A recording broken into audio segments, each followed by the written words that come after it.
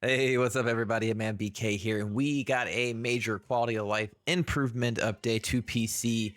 However, it looks like the console one is coming out to maybe tomorrow, is what they're hoping. I'll read the tweet right when we get into this, and I'll go through all the updates that just happened to Remnant 2 kind of live. I haven't even honestly looked through all of them, so we'll just do that together, okay? Remember to like and subscribe as well, guys. It helps support the channel. It helps support me. So if you all enjoy my content, make sure you are hitting that bell and hitting the subscribe button. But you know what? Let's not wait any longer. Let's get right into some Remnant 2 news. And if you want, this evening in about an hour, I will be streaming. So if you want to come hang out, by all means, come say hi. We're going to be playing some Starfield. All right, let's do it.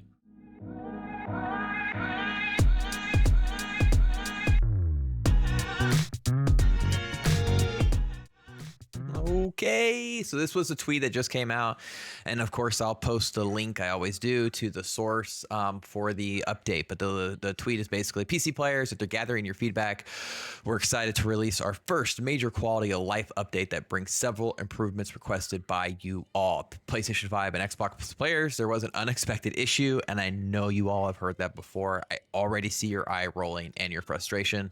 But they look like they're going to hope to get this update out sometime tomorrow if all goes well. So I know I always say this all the time. Just remember, they are a small team. That's probably why it's hard to patch all three at the same time. And I'm sure it's probably just developmentally easier to get stuff out for PC. But I'm not going to excuse them, obviously, of how frustrating that can be to see yet again PC getting hit first and then consoles later. So, but hopefully you guys will get that tomorrow. They also said they're planning to release another major QOL update that will bring a slew of high quality requested features and improvements. More updates to come on that. I'm hoping that that's probably crossplay and loadouts. We will see.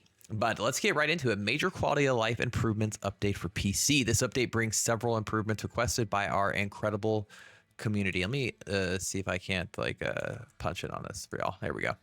First and foremost, thanks so much for everyone for your continued feedback and support. After gathering all your feedback, we were excited to release this major quality of life update that brings several improvements requested by the community, including toggle aim, toggle sprint, potato mode, bug fixes, and so much more.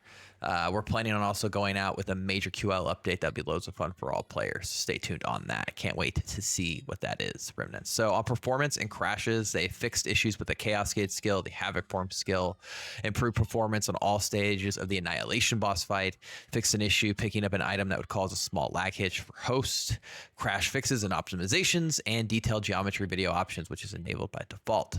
The dev note on this is the option allows for players to disable the setting to reduce environmental geometry detail, which will improve maximum performance. So that's the performance update, essentially. They added a lower graphics quality, also called Potato. I have to see what this looks like. Potato preset allows for low-end systems to more aggressively disable expensive rendering features, helping them achieve higher frame rates and smoother gameplay. So that's pretty cool. They streamlined back-end connection when joining players' games. Hopefully this helps some back-end stuff everybody was talking about with the connection issues that have happened in multiplayer, and this feels like a really nice change here if it's working as I'm hoping, and also alluding to hopefully crossplay. This addresses several issues, including general failures to connect after connecting screen and joining games while using a character with a lot of gear and items. All right, well, yeah, hopefully that fixes some stuff. What do we got QOL wise? General added an option to enable whole sprint in gameplay. This has been a requested feature now, so now you can toggle the sprint. They've added an option to enable toggle aim as well, which they say is another requested feature. Added support for PlayStation button icons while using a PlayStation controller on PC. Thanks, I use a PlayStation controller on PC. On gear and items, rigs can now downgrade weapons, refunding 75% of material used in upgrades and 50% of the scrap. That's actually pretty cool. If y'all can hear my daughter, she's watching like a funny monster truck show. Dwell can now downgrade mutators for the same thing. All right, that's an interesting change. They added a consumable duration to advanced stats page on character menu as well. Okay. Bug fixes, progression and rewards. They fixed an issue where the achievement maxed out was not properly rewarded. To unlock this achievement, all right, y'all, this is the same deal again. When this update drops and you download it, go interact with the World Stone to activate some of these things. Yes, love. If you need something, you have to ask mom your way phone done. Okay. 1 second, y'all. Sorry. Fixed an issue where objectives would not be set correctly if quitting at various locations. They fixed an issue. The last hit issue that was in the tweet, they fixed an issue with the Thayan fruit buff experience, a soft lock. They fixed an issue with the blood moon door would not correctly open during some blood moons, and blood moon with not spawning correctly. This was actually a really big frustration, I think, for someone in our community. So I'm happy to see that's fixed.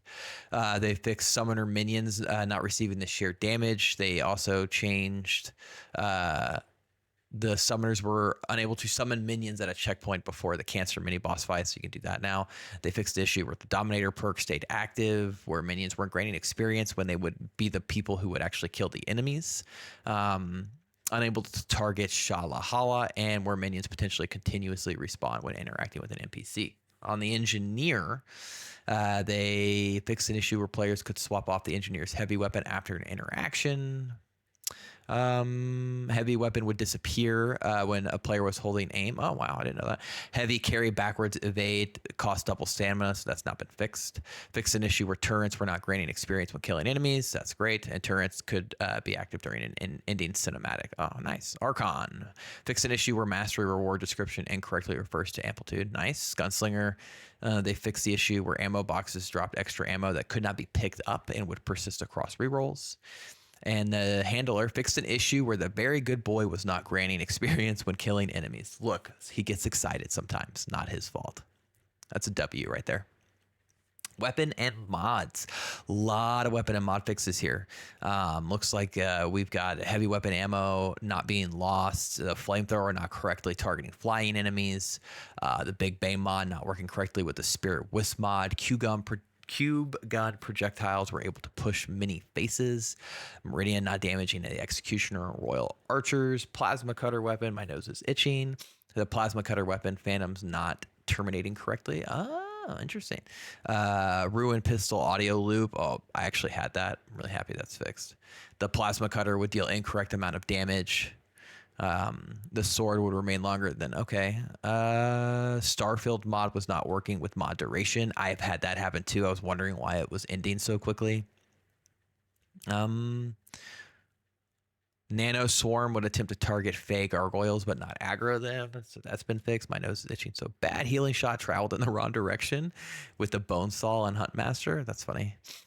Trinkets, they are fixed the shard, the focusing shard having no effect when crouching, the burden of the warlock not calculating cost correctly, hyperconductor allowing a free charge skill, encrypted ring triggering correctly with mod use, game master's pride not working. I don't know what some of these are, y'all, but there's a lot of big ones in here. Again, this looks like just some minor and major stuff. Actually, I wouldn't just call all of it minor, like the Starfall thing getting fixed is really great, actually.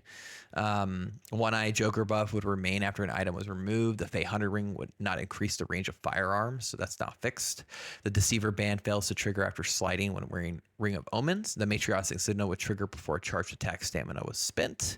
So there's actually quite a lot of trinket and weapon mod fixes that they've just kind of like thrown into this, which I think is obviously awesome, as well as item and consumables. This is going to be fix an issue where Mudtooth wouldn't sell discovered concoctions if the player had 0 in their inventory. They fixed the issue where picking up Atoma Knowledge when at max trade points would silently reward XP and scrap. So now you will have the proper indicators for those. They fixed the issue where the Alchemist perk was not being applied when using an ethereal orb or an antidote. We have a community member actually who uses Alchemist a lot. I'm wondering if he was affected by that. Fixed an issue where Elixir of Life would not trigger the regenerated prime perk. The Thayan fruit buff would be lost when restarting games. They fixed an issue where the You Are Dead screen wouldn't display some deaths while the Thayan fruit was active. They fixed the issue of the Orb of Undoing becoming unusable. So there's a lot of good changes here as well. And there is a ton of enemy changes. This looks like some of these are aggro projectiles, validating attacks. So these are probably just like some just big old QOL stuff. And they have QOL UI fixes as well in this, which I think is great. And then a bunch of miscellaneous fixes.